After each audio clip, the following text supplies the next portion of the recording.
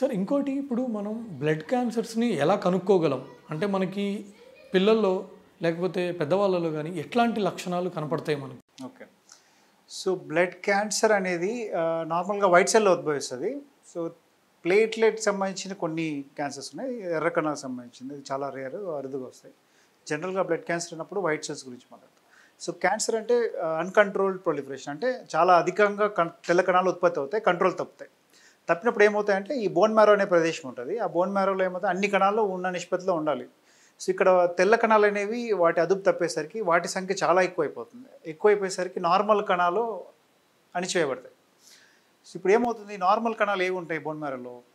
Haemoglobin ఉంటుంది, normal తెల్ల కణాలు ఉంటాయి, అంటే cancer normal RBC, normal platelets. Normal తెల్ల కణాలు ఉంటాయి, ప్లేట్లెట్స్ ఉంటాయి కదా. ఈ మూడు తగ్గిపోవడం స్టార్ట్ అవుతుంది. సో తగ్గిపోయినప్పుడు ఏ సిమ్టమ్స్ వస్తాయంటే, హీమోగ్లోబిన్ తగ్గిపోయినప్పుడు అనీమియా సిమ్టమ్స్, అంటే రక్తహీనతకు సంబంధించిన సిమ్టమ్స్, అంటే టైర్డ్నెస్, అలసట, నీరసత్వము, కొద్ది దూరం నడుస్తున్న ఆయాసం రావడము, చిరాకు, మనిషి పాలిపోయినట్టు కనపడడం, ఇవన్నీ కొన్ని. సో దీంట్లో సివియారిటీ బట్టి ఉంటుంది. మైల్డ్ అనీమియా ఉన్నప్పుడు బయటపడదు, కొద్దిగా హీమోగ్లోబిన్ 8, 7, 6 వచ్చినప్పుడు బయటపడుతుంది. ప్లేట్లెట్స్ తగ్గిపోయినప్పుడు 30,000 వరకు కూడా మనకి లక్షణాలు కనపడవు. మన బాడీకి ఆ ఫ్లెక్సిబిలిటీ ఉంది, బ్లీడింగ్ అవ్వదు. 30,000 కంటే తగ్గినప్పుడు శరీరం మీద ఎర్ర మచ్చలు రావడము, నోస్ బ్లీడ్ అవ్వడం, గమ్ బ్లీడ్ అవ్వడం అనేది చూస్తుంటాం. ఇంకా తెల్ల కణాలు ప్లేట్లెట్ తగ్గితే అది చాలామంది డెంగ్యూ అనుకుంటారు కదా సార్. కరెక్ట్. సో ఇక్కడ ఫస్ట్లో పేషెంట్కి సిమ్టమ్స్ ఉన్నప్పుడు తెలియదు, క్యాన్సరా తెలియదు, ఇన్ఫెక్షనా తెలియదు, లేకపోతే ఏదనేది చెప్పే చాలా కష్టం. ఎలా తెలుసుకోవాలి? సో అక్కడ ఫైన్ పాయింట్స్ నేను చెప్తాను. సో ఇప్పుడు ఇక్కడ ఏమవుతుందంటే, ఇప్పుడు ఇన్ఫెక్షన్స్లో ఎనీ ఇన్ఫెక్షన్ కామన్ ఇంట్లో ఎవరికైనా క్యాన్సర్ ఉంటే సస్పెక్ట్ చేయాలా? అలా కాదు. ఇక్కడ ఇంకో పెద్ద అపోహ ఏంటంటే, ఇక్కడ పాయింట్ బై పాయింట్ వస్తాము. ఫెమిలియల్ అంటే వంశపారంపర్యంగా వచ్చే క్యాన్సర్స్ కొన్ని ఉంటాయి. మెయిన్గా సాలిడ్ ఆర్గాన్ మ్యాలిగ్నెన్స్, అంటే బాడీ అవయవాలకు వచ్చే cancers, like colon cancer, breast cancer, ovarian cancer. ఇవేమవుతుందంటే కొన్నిసార్లు ఫ్యామిలీస్లో రన్ అవుతాయి. చాలా మట్టుకు బ్లడ్ క్యాన్సర్స్ ఫ్యామిలీస్లో రన్ అవ్వవు, అంటే వంశపారంపర్యంగా వచ్చేవి కావు, చాలా రేర్.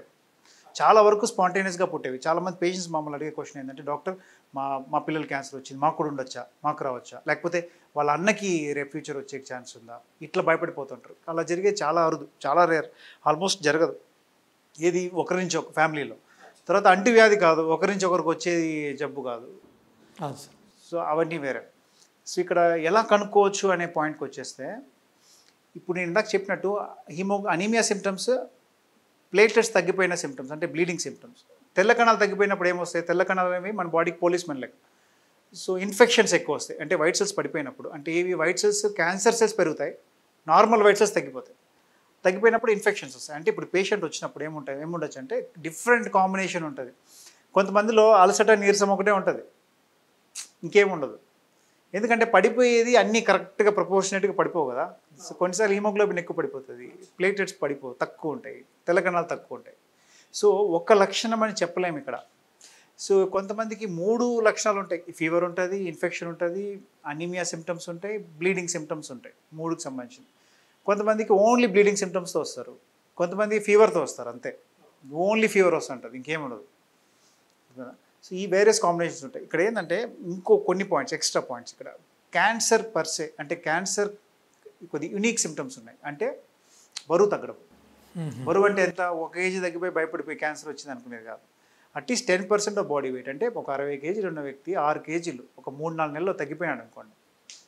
అన్ఎక్స్ప్లెయిన్, అంటే డైట్ చేసి, ఎక్సర్సైజ్ చేసి కాదు, ఏం చేయకుండా నార్మల్గా జీవిస్తున్నాడు, కానీ వెయిట్ తగ్గిపోతున్నాడు. సో 10% కంటే ఎక్కువ తన బాడీ వెయిట్కి షార్ట్ టర్మ్లో, అంటే 3 మంత్స్లో 6 మంత్స్లో. అది ఒక సిమ్టమ్. ఇదే లక్షణం టీబీలో కూడా ఉంటుంది సార్. కరెక్ట్. ఈ మధ్య నేను పేషెంట్ చూసాను, అంటే స్పైన్కి, అంటే వాళ్ళు ఏమనుకుంటారంటే నాకు జలుబు లేదు, దగ్గు లేదు, టీబీ అనగానే వాళ్ళు దగ్గు ఉంటుంది అనుకుంటారు. సో దగ్గు ఉండదు అనేసి. సో టీబీ అనేది మాస్కురేడ్ ఆఫ్ ఆల్ డిసీజెస్, అంటే టీబీలో ఆల్మోస్ట్ అన్ని జబ్బులకు సంబంధించిన లక్షణాలు ఉంటాయి. So that's a unique disease అన్నట్టు. So correct. So weight loss ఉన్నప్పుడు అది కూడా చాలా ఇంపార్టెంట్, అది కూడా ఒక డిఫరెన్షియల్. ఇప్పుడు ఏమంటే అన్ని ఏ పాయింట్స్ ఉంటాయి. ఫస్ట్ ప్రజెంటేషన్లో పేషెంట్కి ఏ సిమ్టమ్స్ ఉంటాయనేది చూసినట్లయితే, క్యాన్సర్కి యూనిక్గా వెయిట్ లాస్ ఉంటుంది. వెయిట్ లాస్ అయ్యే కండిషన్ చాలా ఉన్నాయి, దీంట్లో టీబీ కూడా ఒకటి. So but cancer symptom per se యూనిక్గా ఉండేది క్యాన్సర్కి అనేది వెయిట్ లాస్ ఒకటి. తర్వాత ఫీవర్, అన్ఎక్స్ప్లెయిన్ ఫీవర్ వస్తూ ఉంటుంది. దాని తర్వాత ఆకలి మందగించడము, తర్వాత నైట్ టైమ్స్ స్వెట్ ఎక్కువ రావడం, చెమటలు ఎక్కువ పడడం నైట్ టైమ్స్. సో ఇవి అన్నీ కూడా టీబీలో ఉంటాయి. సో బట్ కొన్ని జబ్బులు ఉంటాయి కానీ క్యాన్సర్కి ఇవి కొద్దిగా ప్రత్యేకం. సో ఎవరికైనా కానీ అనీమియా సిమ్టమ్స్ ఉండి, బ్లీడింగ్ సిమ్టమ్స్ ఉండి, ఇన్ఫెక్షన్ సంబంధించిన ఉండి, వెయిట్ లాస్ కూడా ఉండి, ఆకలి మందుకి ఇచ్చడం ఉంటే క్యాన్సర్ ఉండే అవకాశం ఎక్కువ. ఈ లక్షణాలు ఉన్నాయి నాకు క్యాన్సరే అనుకుని భయపడిపోతే అర్థం లేదు, అలా భయపడాల్సిన అవసరం లేదు. ఎందుకు? ఈ లక్షణాలు అన్నీ ఉన్నా కూడా క్యాన్సర్ వచ్చే అవకాశం చాలా చాలా తక్కువ. లక్షల్లో ఎవరికో ఒకరికి వస్తుంది, అంత కామన్ కాజ్ కాదు. ఎప్పుడు కూడా కామన్ కాజెస్ కామన్గానే ఉంటాయి. క్యాన్సర్ అనేది లాస్ట్ డయాగ్నోసే. సో ఫస్ట్లోనే క్యాన్సర్ అనుకోకూడదు. ఇప్పుడు ఏం చేయాలి మరి, ఎట్లా కనుక్కోవచ్చు అంటే సిమ్టమ్స్ అయితే ఇవే, ఇంతకు మించి ఇంకేం లేదు మనం కనుక్కోవడానికి. అర్థమవుతుందా? స్పెసిఫిక్గా ఇది వచ్చేసింది కాబట్టి క్యాన్సర్ అనే. అంటే ఎలా ఉంటుందంటే సార్, పేషెంట్ వచ్చినప్పుడు మనం డిసీజ్ కనుక్కోకపోతే పేషెంట్ సాటిస్ఫై అవ్వడు కదా సార్. అంటే అదొక సారీ ఫిగర్ పెట్టినట్టు ఉంటుంది. సో ఎలా కనుక్కోవాలి? ఎక్స్ట్రాగా ఏం టెస్ట్లు చేయాలి, లేకపోతే మీకు ఎప్పుడు రిఫర్ చేయాలి? సో కొంతమంది పేషెంట్స్ ఏంటంటే వాళ్ళ లక్షణాలు చెప్పేసి జబ్బు చెప్పేయమంటారు. ఇప్పుడు మనం బ్లడ్ టెస్ట్ రాసామంటే వీడు ఊరికే రాస్తున్నాడు చెప్తున్నా జస్ట్. సో ఎప్పుడు రిఫర్ చేయాలి? When they should consult a haematologist? So ఇందాక చెప్పిన ఇప్పుడు చాలా వరకు పేషెంట్స్ ఎలా అంటే వాళ్ళంతకు వాళ్ళు హెమటాలజిస్ట్ దగ్గర రారు. ఇప్పుడు హెమటాలజిస్ట్ అన్ని చోట్ల ఎక్కడ ఉన్నారు? ఇప్పుడు సిటీ మొత్తం తీసుకుంటే హార్డ్లీ 10 మంది కూడా లేరు haematology, pure haematology, exclusive super specialist. చాలా వరకు ఫిజిషియన్స్ ఉన్నారు. Physician is enough to detect cancer. అంటే పెరిఫరీ సెంటర్ కదా. ఇప్పుడు విలేజెస్ ఉంటాయి, టౌన్స్ ఉంటాయి, అక్కడంతా జనరల్ ఫిజిషియన్స్ ఉంటారు, నార్మల్ స్పెషలిస్టులు ఉంటారు. సో ఇప్పుడు ఏంటంటే ఈ సిమ్టమ్స్ ఉన్నప్పుడు వాళ్ళు లోకల్ ఫిజిషియన్ని కలిసినట్లయితే సింపుల్ బ్లడ్ టెస్టులు చేసుకోవచ్చు.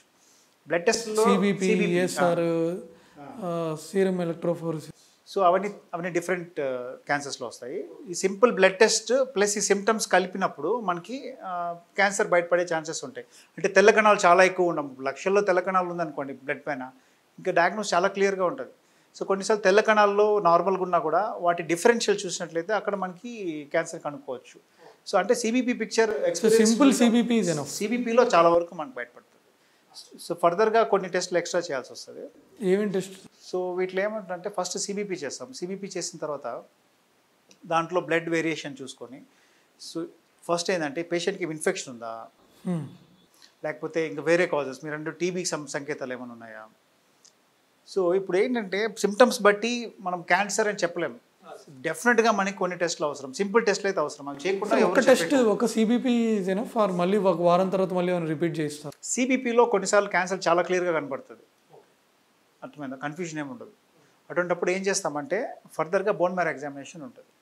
బోన్ మ్యారో టెస్టా? సో బోన్ మ్యారో టెస్ట్ అంటాం. సో బోన్ మ్యారో టెస్ట్ చేసినట్లయితే మనం నిర్ధారించవచ్చు. బోన్ మ్యారో పైన ఇంకో స్పెషల్ టెస్ట్ ఉంటుంది, అంటే ఫ్లో సైటోమెట్రీ అంటాం. సో దాంట్లో మనకి ఎగ్జాక్ట్ క్యాన్సర్ టైప్ అంతా కూడా మనం నిర్ధారించాలి. Like and subscribe Eagle Health and Beauty.